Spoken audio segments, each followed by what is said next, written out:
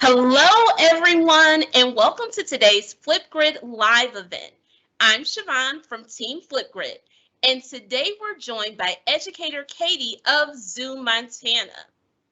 Before we get started, let me just say, if you don't know what Flipgrid is, it's a free video discussion platform from Microsoft, and we're on a mission to empower everyone on the planet to share their voice and respect the diverse voices of others. That's why we're so excited about today's event. ZooMontana is in Billings, Montana in the United States, and they have a mission to fight for wildlife conservation. In just a moment, we'll be joined by Educator Katie, and she is going to teach us all about animal parenting. You're up, Katie.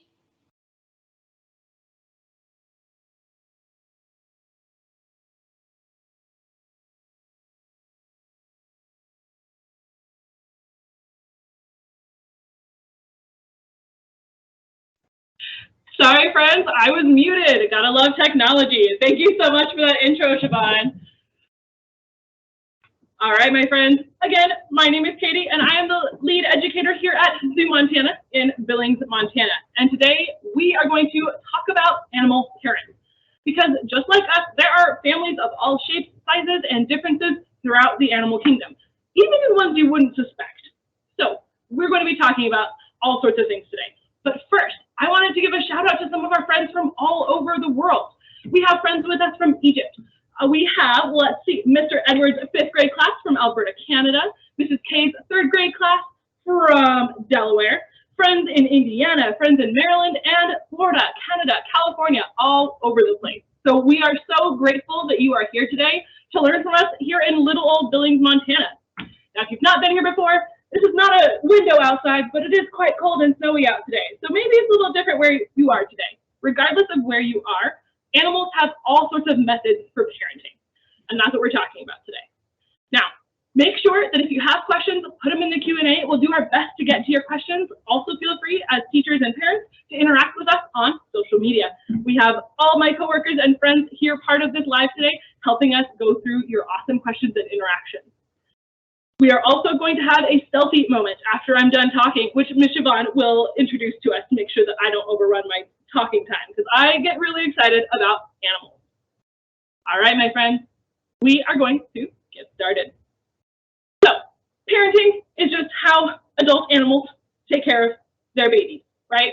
There are many different methods of this, and it's all based on how those animals think it's best for them to survive in their current habitat. Many animals in the world just leave their babies in their eggs and then walk away and just let them hatch on their own and come into the world basically as adults, just mini adults who make their way through the world. Some adults take care of theirs from all over the place. They will take care of them for a short time or take care of them through their whole life. A lot of that depends on how they survive, whether they're a social animal, how many resources like food and shelter are in an area, and a lot of other factors. Today, we're going to be meeting 2 animals, both of which have shells, but they're from very different groups of animals. The first animal we're meeting today is a reptile. And reptiles are animals that have dry, scaly skin. Unless you literally pick them up out of the water, they're not slimy. But they also are cold-blooded or ectothermic. They rely on the outside world around them to give them heat or cool them off. And many of them, though not all, lay eggs. So we're going to be meeting a reptile with 4 legs, a head, a tail, and a shell.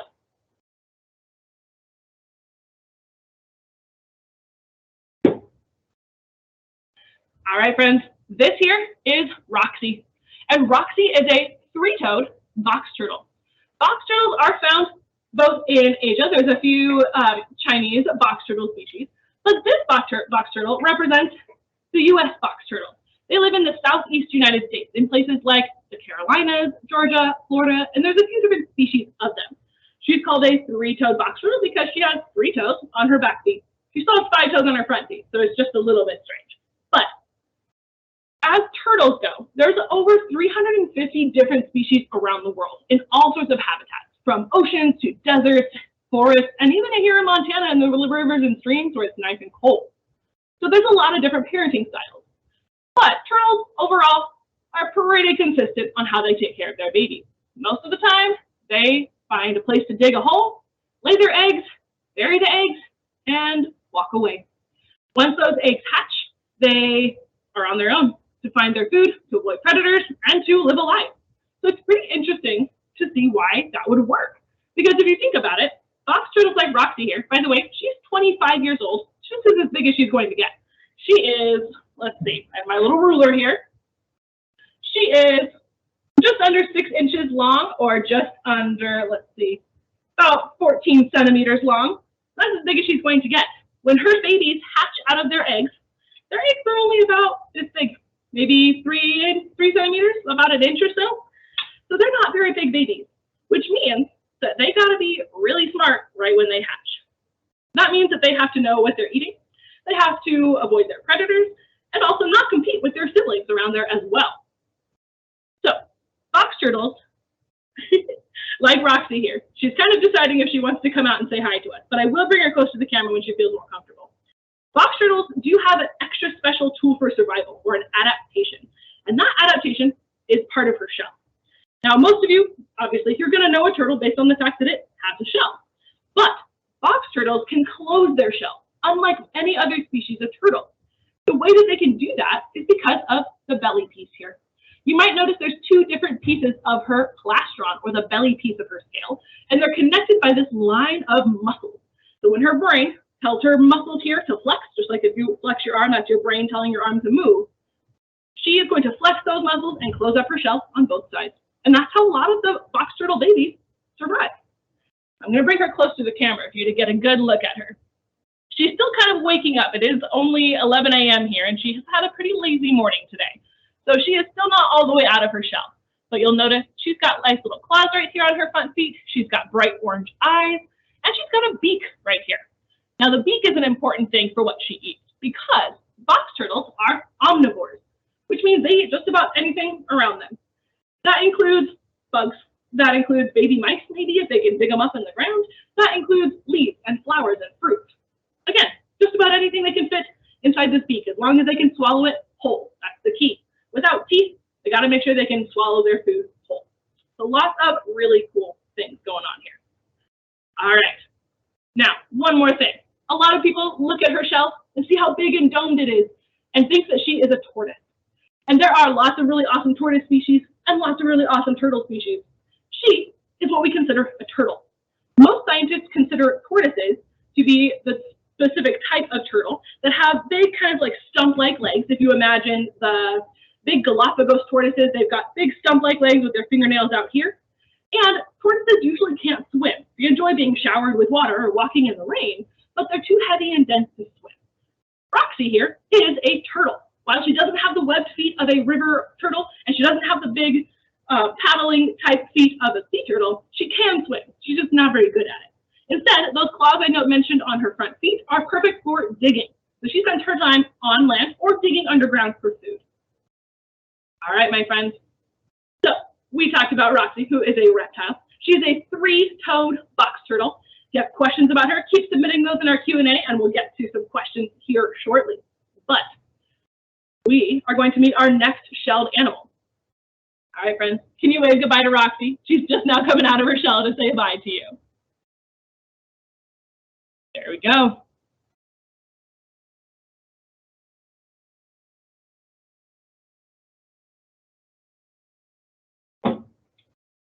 All right, so the next group of animals that we're going to be talking about are mammals, which we are a part of. We are mammals. We have hair.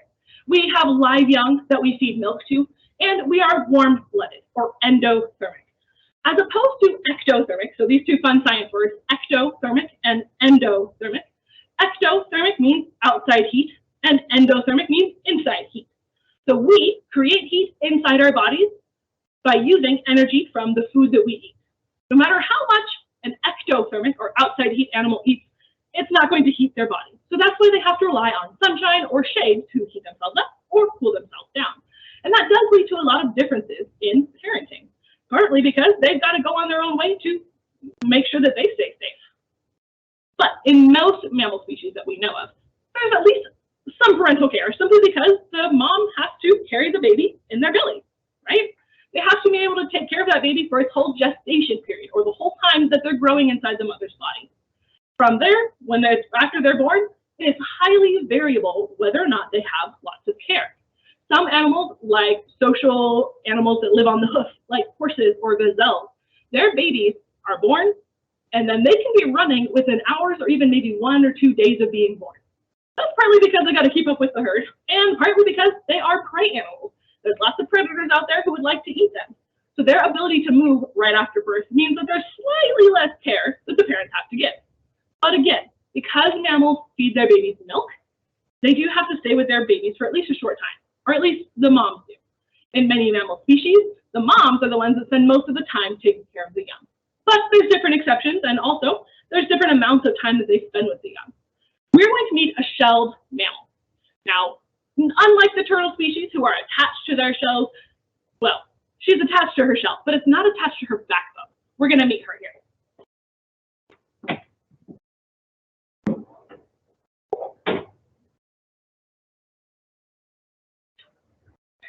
She's shedding wood chips, but this is Bandy.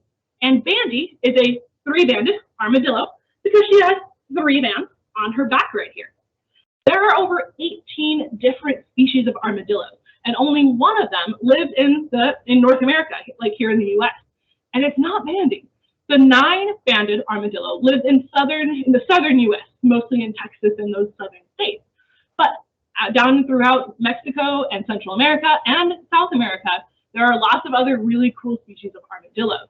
My favorite fact about armadillos like Bandy here, their closest relatives, other than the other armadillos, are sloth and anteaters. So those are their close relatives, a whole group of very strange animals. Now, Bandy is going to be moving around a little bit, exploring my tabletop, so I'm going to be watching her to make sure she doesn't walk off, because armadillos like Bandy here don't have great eyesight. She has excellent hearing, excellent sense of smell, but she can't see very well. And my counter here, we don't want her to walk off with her. But as a mother, armadillos typically only have 1 baby at a time, and those babies are born the size of a golf ball. Bandy here is a full-grown adult. As a full-grown 3-banded armadillo, she is, let's see, when she's spread out, standing up, let's see if I can grab my little ruler here and move as she goes. She is about, from nose tip to tail, about 11 inches long, or about 26 centimeters long. So she's pretty small for what we consider in mammals. But she has babies that are this big, size of a golf ball. That's a pretty big baby, which means it's a lot of time or a lot of energy that goes into the baby from the mother. Now, when they have this baby, they have a live baby, their shell, which is made out of bone and layers of keratin, that same stuff we have in our hair and fingernails, is softer when the babies are born. To help the mothers with the birth a little bit. And then they stay with their mom, nursing from their mom and getting taken care of only for about 3 to 6 months. So by the time they're 6 months old, they're like, okay, bye, I'm out of here. And they go take care of themselves. Now, these animals are insectivores, which means for the most part, like their cousins, the anteaters, they are eating ants and termites and other bugs. So they have a long, sticky tongue, and they have these nice claws right here. Those are great tools for survival or adaptations for insect eaters.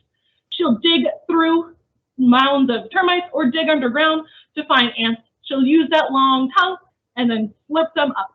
Now, her skull is pretty cool. She only has teeth in the back end of her jaw. You have teeth all the way around your jaw. But she only has the teeth in the back, so she can make room for her long tongue, and because she only needs the back molars, back grinding teeth, for chewing on her food. Now, she's kicking around like this because she wants to explore. Again, with a good sense of smell, she wants to investigate her environment and figure out what's going on around her. She also likes to just explore. Now, we did mention, again, she is a mammal, which means she has hair, she has live babies, and feeds her babies milk. But you might notice this shell doesn't look very hairy, or at least it doesn't until you get to here. So I'm going to bring her close to the camera. See if I can come around this way here. And she's showing off her belly right now. She has a big, hairy belly. But you might notice that big, hairy belly doesn't look very warm. Her hairs are kind of wiry, right? And they're not like our hairs where they're all over our head, for example. Instead, her hairs function like whiskers.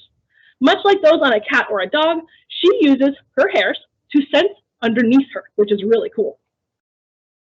So, as she's walking along, because of the setup of her shell and her poor eyesight, if she walks over something, say an ant or a termite or another delicious bug that she's going to eat, these little hairs on her body will help her to sense what's underneath her so that she can back up and eat up those yummy bugs. Now, you might notice, just like a turtle, she has a shell. Unlike most other armadillos, she can close her shell. Most armadillos can't do that, but she's got armor on her tail, armor on her head, and they fit right next to each other like a puzzle piece. So if she is scared by a predator, she doesn't have to run away, she doesn't have to try to threaten it. All she has to do is roll up and close up like a ball, and nothing can really get to her. Now, another fun fact about armadillos that I think is super neat, back in the last ice age in South America, they had an armadillo species called Glyptodon that was as large as a car. So baby, it's a pretty small armadillo, but there are armadillos much larger than her, which is super cool. I didn't mention it earlier. I think I did a little bit, but let's see on our globe here. Armadillos, like Bandy, the 3-banded armadillos, are from Brazil and Paraguay here in South America, but they're not usually found in the rainforest, or if they are, they're found kind of on the edges of that habitat. They are more a grassland and desert animal, so they don't spend their time in the wet jungles, but instead out on the plains and in the desert, and they're really well suited for those habitats. I hope you've been submitting questions because it is almost time for that, my friends. And I think we're going to keep Andy out here because is it almost time for a selfie, Siobhan? It is. It is. All right, so let's get ready. Do you want to talk some more? Are you ready? Selfie time. You want to keep her out for the selfie? I'll keep her for the selfie. She's the pretty one here. Perfect. We are seeing so many amazing questions. So for all of you that are out there watching us, we are definitely going to get to those questions that you've been dropping in the chat, but we do want to get this selfie in first. So educators and parents, please come on and gather your students in front of the screen and get ready to take a selfie with Katie. While you're getting set up, make sure we're still thinking about questions. We can still be dropping them in the chat. But once we get these selfies done, we want you to tag us on Twitter. You can tag at Flipgrid and you can tag at ZooMontana. So, all right, are we ready? We're going to do a quick countdown. And then we got 15 seconds to get all of our poses in. So 3, 2, 1, let's do it. Oh, she showed her belly for the pose. Okay. Everybody's getting their selfies in, all those big smiles. Oh, look at she's showing out for the selfie. There we go. You got about 5 more seconds. More smiles. This is awesome.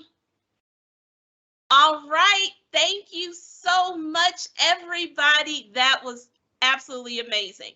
Please be sure to tag at ZooMontana and at Flipgrid when you go ahead and post those selfies on Twitter.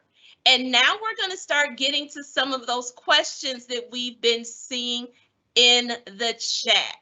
So our first question is going to be, which animal parents are most like humans? We saw that one come in. Ooh, that is an excellent question. So the animals that are most like humans are other mammals just like us. Again, we are just like other mammal parents. We have the hair, we have live young, and we feed our live young milk for the most part. Now, that means that we're very similar to other mammals. So other mammals like Bandy are pretty similar to us. As far as family groups of humans, most of the time that's going to be your more social animals like elephants or bison or other animals like that who stay together for longer periods of time. But honestly, just like human families are different, so are animal families. Awesome. Next question is, do any mom and dad animals raise their young together? Ooh, that's an excellent question. And I touched on that a tiny bit, and it really depends on the type of animal. There are some bird species where they both take care of the babies, where the mom will sit on the eggs and stay with the babies to keep them safe from predators, and the dad will bring food for everybody. There's also some bird species where the mom and dad take turns on the nest. And there's many mammal species, especially those social ones like I mentioned, elephants and bison and other large animals that are social, where they will take turns making sure the whole herd, including the babies, are taken care of. There are many animals, though, that it's only just the mom, just on her own, doing her own thing. And sometimes, again, it's just the babies on their own, doing their own thing.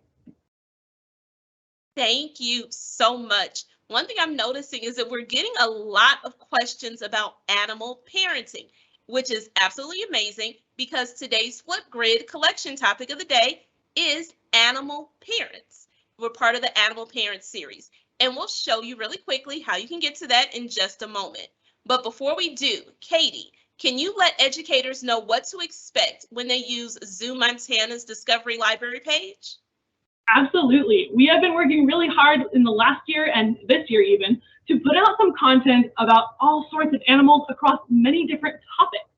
We so far have 56 topics on our partner page, from anything from adaptations to habitat, food webs. We have all sorts of amazing topics covering all different animals. We're building collections and more of those to come this year. So keep an eye out. There's a lot of really cool things that we have in motion, but if there's something you want to see on Flipgrid from us, whether that's different animals, different topics, different ages, please let us know. Tag us on social media, send us an email, whatever you want to do. We would love to help make sure that this is what you actually need. We appreciate that offer for us to reach out. That is amazing. Now, educators and parents, let me show you how you can find the Flipgrid collection of the day. It's as easy as launching your web browser, and you're going to go to aka.ms/animalparents. This is going to take you directly to today's collection of the day, the Animal Parents series. And you'll see around 8 different topics to choose from. For this example, let's choose my mom's favorite animal, which Katie has shown us, which is turtles. Here you'll see a video and a discussion prompt that your students can use to reflect on and respond to. You'll also notice a small blue button that says Add Topic. You can choose to add this topic to a group, create a new group, or save it for later. Think of a group like setting up a classroom.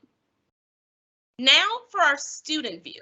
This is what your students will see as they begin to reflect on that topic and submit their own video responses to share their learning. They can have fun using all of the new creative effects and expressions inside the Flipgrid camera.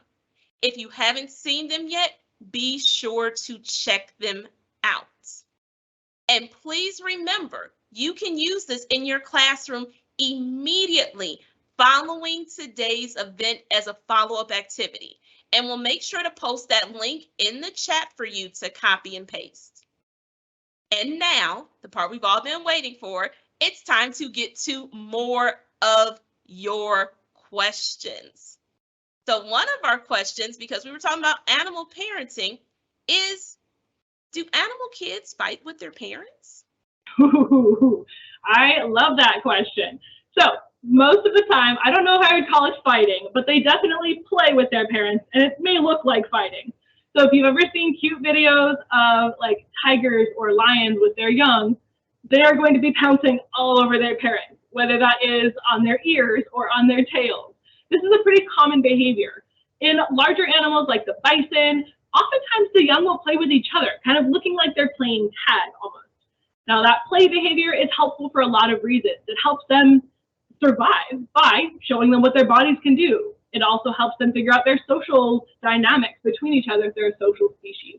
And it also just creates bonding between parents and kids. So fighting, maybe not, but definitely not always listening to their parents, absolutely.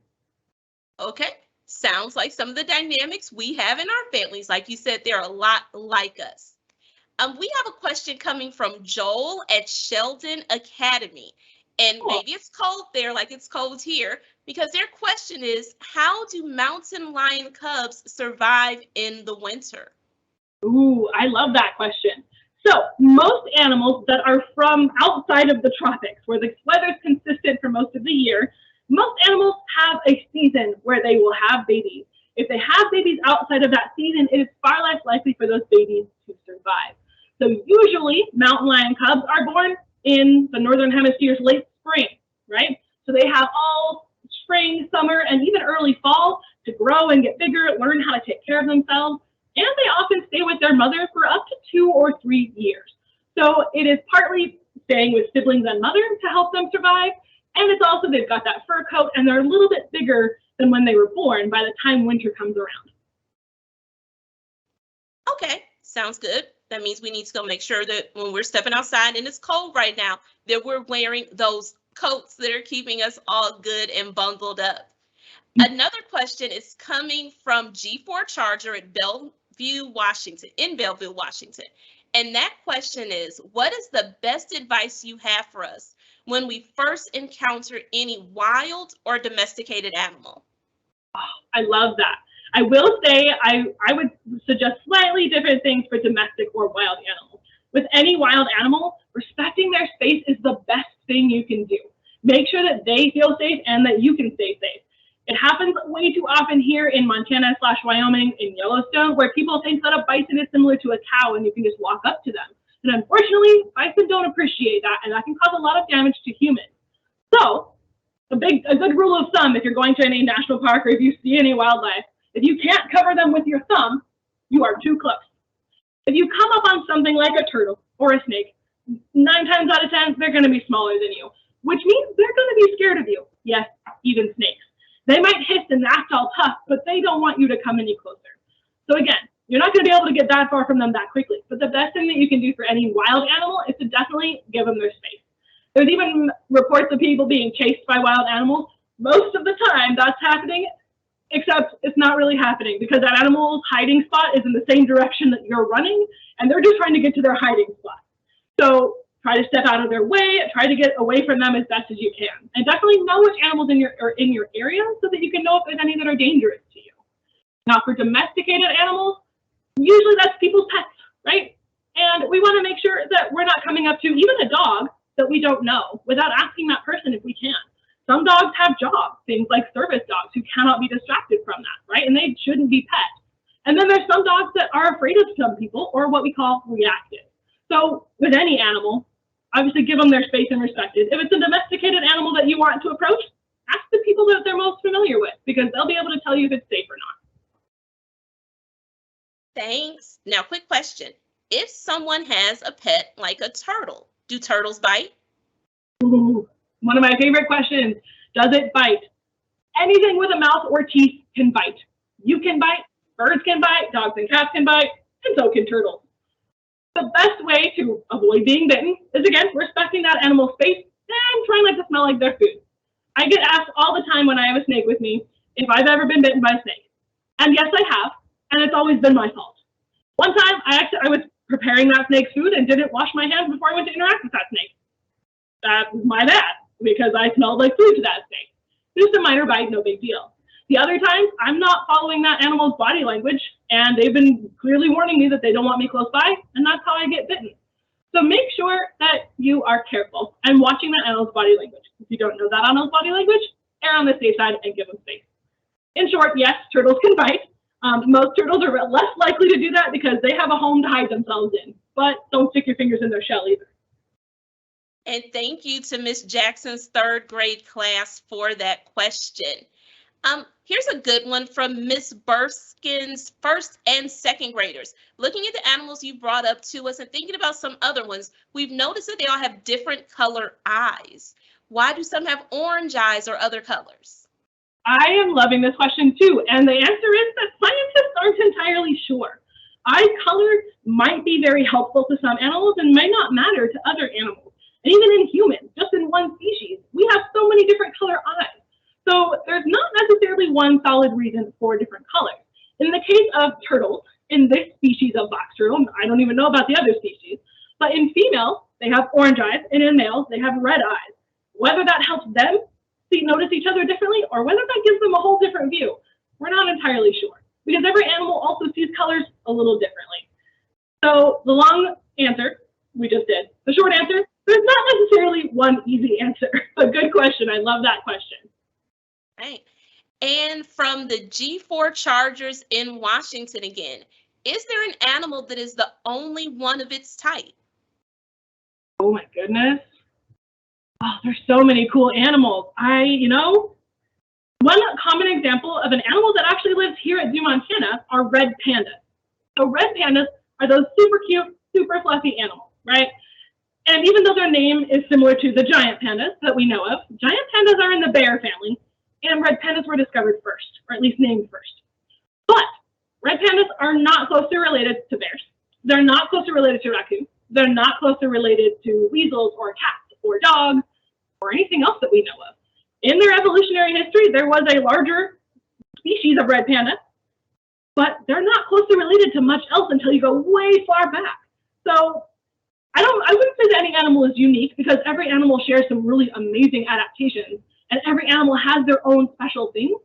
But as far as an example here, right here at ZooMontana, if you ever want to come visit or check out our socials to see pictures of them or videos, they're pretty cool. Red pandas are a really interesting species in that there's not much else like them around today. All right, and we're going to do one more question, and I think this is just a really good one to close it out on. And this is from Miss R's 5th grade class. How do you get your animals adjusted to being held and touched so much?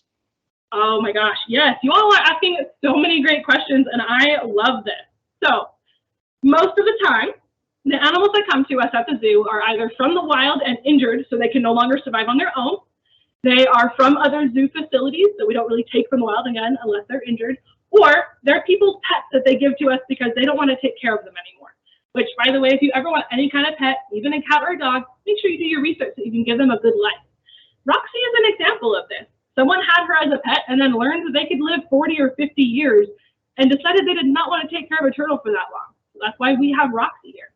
As far as getting an animal used to being held, that obviously depends not only on their history, whether they're from the wild or someone's pet, it also just depends on the personality. Yep, even turtles and snakes and spiders have personalities, and every animal's a little different. So most of the time, it involves just showing them we're not scary. Honestly, I have sat in an animal's habitat for hours, not doing anything, maybe reading a book or scrolling on my phone, just to show them that I'm not something scary.